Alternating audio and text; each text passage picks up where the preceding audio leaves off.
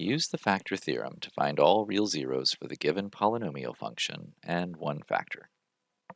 So here we have f of x equals x cubed plus 3x squared minus 14x minus 20.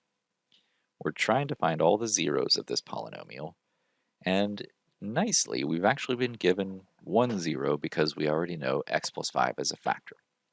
So if x plus 5 is a factor, then that means negative 5 is a zero. And if we use synthetic division with that zero, we can factor out x plus 5. So I'll take this into the coefficients 1, 3, negative 14, and negative 20, and start the synthetic division process. So bring the 1 down. 1 times negative 5 is negative 5. Add this column together to get negative 2. Negative 2 times negative 5 is 10.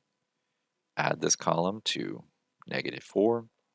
Negative 5 times negative 4 is positive 20, and this adds up to 0, which is great because we knew that the original value, x plus 5, was a factor, so if it's a factor, the remainder after synthetic division should be 0.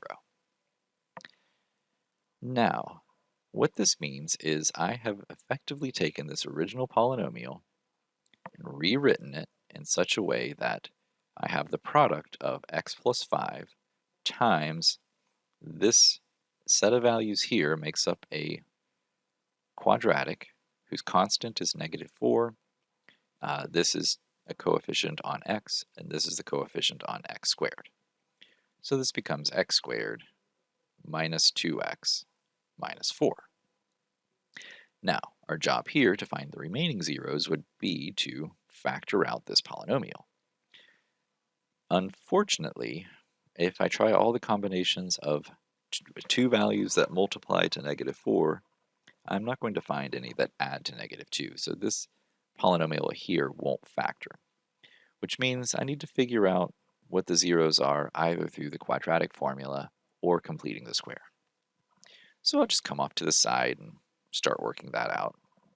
So x squared minus 2x minus 4. I'm going to set that to 0 and use completing the square. Since the coefficients are small and all even values, this should be relatively simple. X squared minus 2x equals 4. Just move the constant over. Take the term multiplying x, divide it by 2, so that's negative 1, and square that, so that's positive 1. This now factors into x minus 1 quantity squared, just half of this number, and that's 5. Take the square root of both sides. X minus 1 equals the plus or minus square root of 5, or x equals 1 plus or minus the square root of 5.